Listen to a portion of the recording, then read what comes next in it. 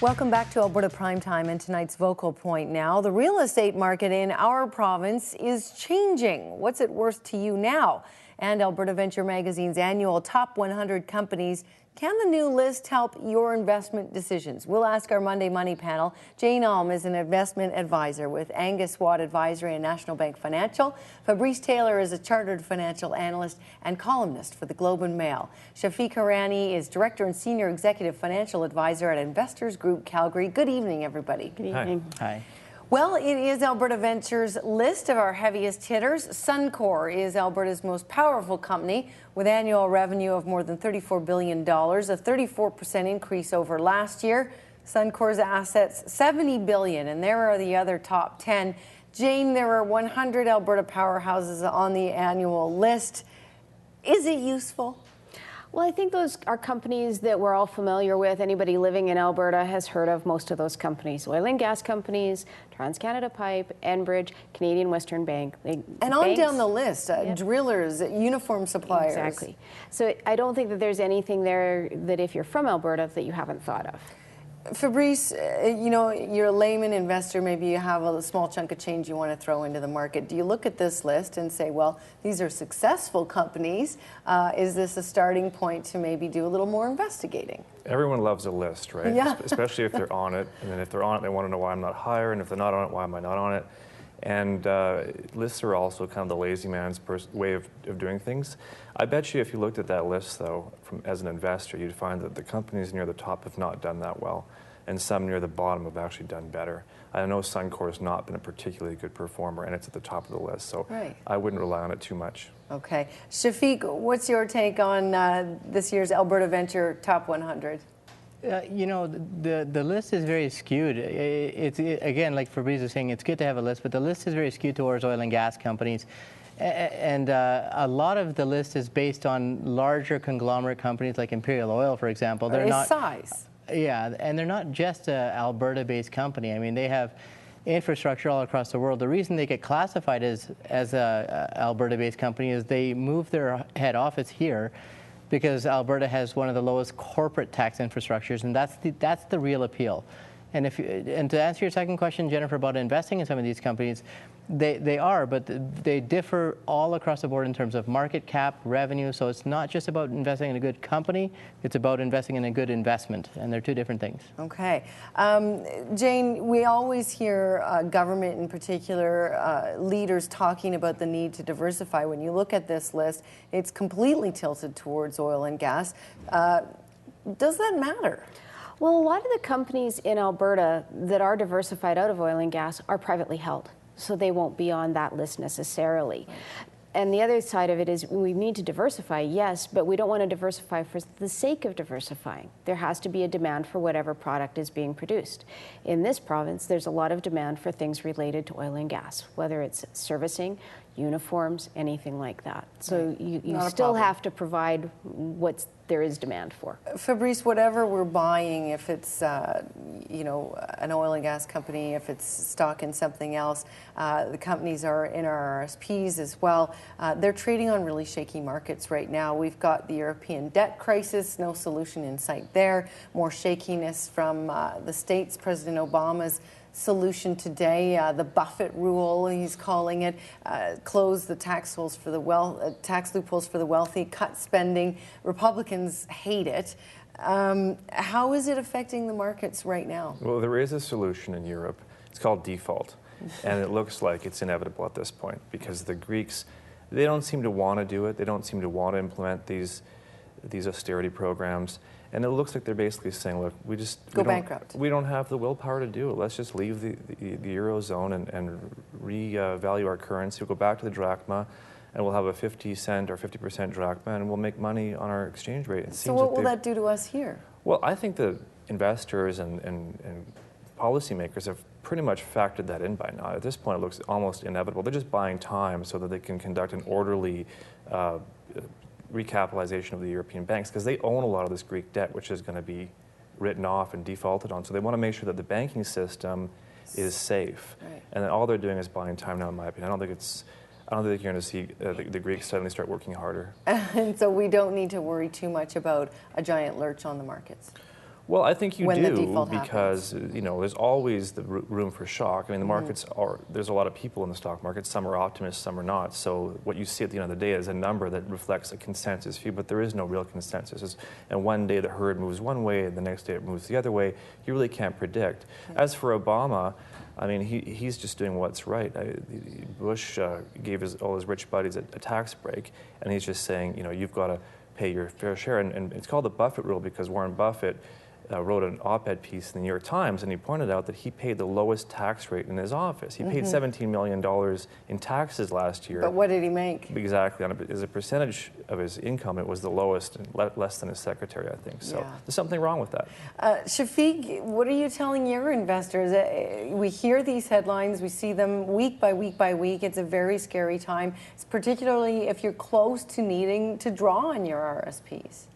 Yeah, and Jen, I've been on the show a few times, and thank you very much for having me, by the way. But I have been telling my clients since July that I think the market's in for a bad ride, and I'm telling them to move their equity to fixed income. And I've been doing that for the last little while, and I still think there's a little bit more downside. It's not just the banks that are funding Greece's debt, but it's the countries that are loaning to the banks, like Germany and France, that are loaning to Greece's debt that are going to be in trouble. So the banks are in trouble because the countries are giving them the infrastructure to do that.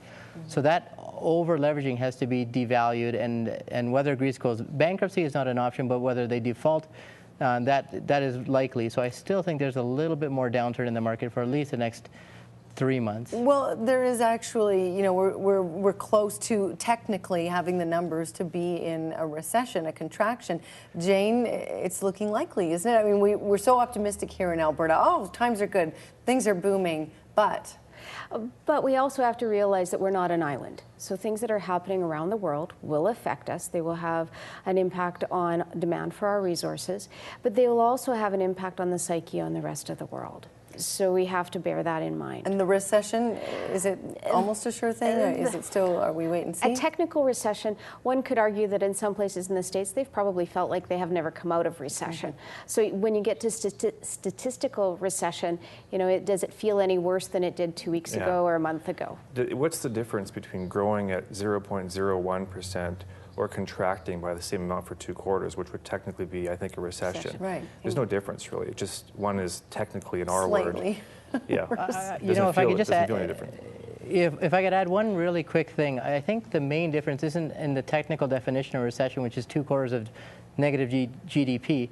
I think the psychology isn't played into effect, and there is a psychological fear in the markets right now ever since 2008. So there is a difference. If we do go into recession, I think people will be more fearful, and that could cause an exodus from the markets. I think people are already very fearful, though. I mean, for sure, when the stock market drops 1,000 points in 1 week, and the headlines are all blaring about bank failures and a repeat of 2008, it's already baked in, I think, and I don't think that. There is some good news, however, when the Monday Money panel returns. Alberta bucking the national real estate trend. How strong are our property values now? That's next.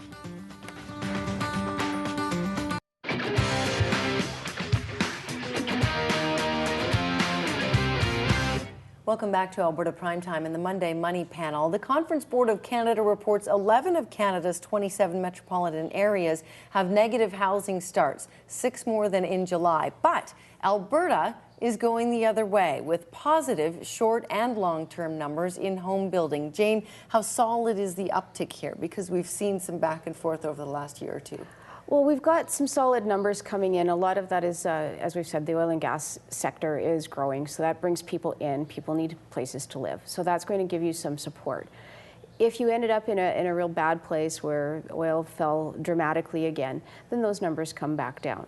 The good news from the commercial side is, especially in Calgary, a lot of head offices, a lot of office buildings being filled up, and those will go on longer-term leases. Does it equate into prices for existing homes, for all homes?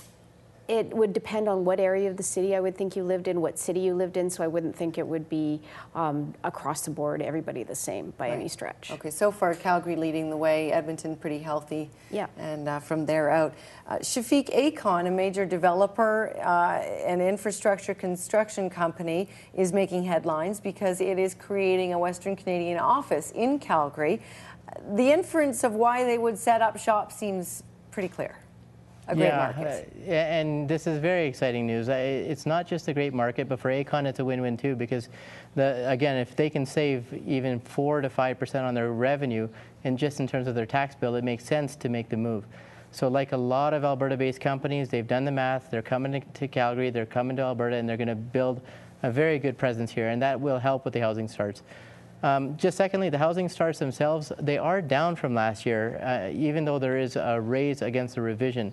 So housing starts I like because it's a leading economic indicator. Stuff like GDP, those are lagging economic indicators. So it does pose well, at least for the Alberta economy. It's good news. Right, you've got a bunch of home builders thinking they're going to be able to sell these things. So that's right. Fabrice, ATB Financial says so far 2011 Crown land sales, different kind of real estate, have netted provincial bonuses of $2.7 billion. That's nearly 4 times 2009 and higher than any of the years of the last boom. So does that necessarily mean we're headed for even bigger things or not?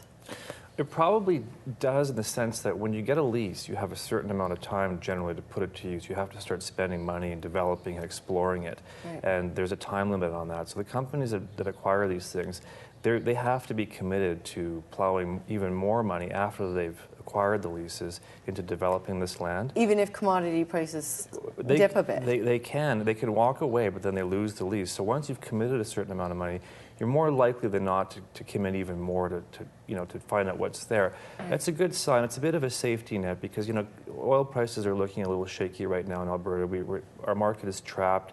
U.S. Consumers are not driving as much, and our oil really doesn't have a way out of that market. So that's a positive sign. Gas price is still very low, but it bodes reasonably well, I would think. Okay. New data, meantime, we're talking about real estate. It shows that Canadian household debt has hit a new all-time high, 148% against personal disposable income. Americans' debt ratio is 127%. So we're higher than this debt-laden country. Jane, Americans are deleveraging. Canadians seem to be ramping up the debt. Are we falling into their trap of excessive optimism? I think we have to be careful when we do a comparison across borders, because in the States, they don't have a healthcare system, so they have to pay for their healthcare. So their after-tax dollars have different needs. They might spend 18.5% on healthcare. If we take that into consideration and consider that that comes out of our taxes, so that doesn't impact our disposable income, then Canada is actually ahead by about 12%. The good news for Canadians is that the rate of growth of that deficit has declined or has actually slowed down over the last couple quarters. So that's a good thing. We're not compounding our debt as much as we were, but we still have to be vigilant. We still have to watch. We still need to live within our means. Shafiq, recent surveys show that Albertans are actually among the most conservative Canadians when it comes to debt and paying it down. Why do you think that is?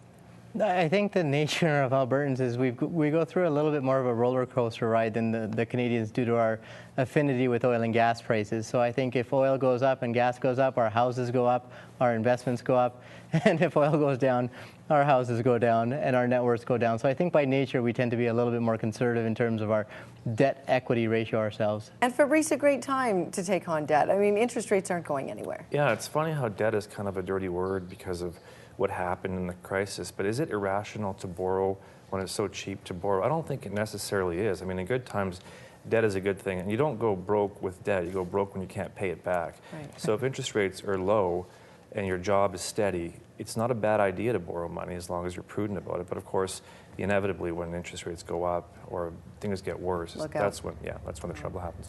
Thank you to all of our panelists tonight. Jane Alm is an investment advisor with Angus Watt Advisory and National Bank Financial. Fabrice Taylor, a chartered financial analyst and columnist for the Globe and Mail. Shafiq Hirani from Calgary joining us. He's Director and Senior Executive Financial Advisor at Investors Group. Thank you all.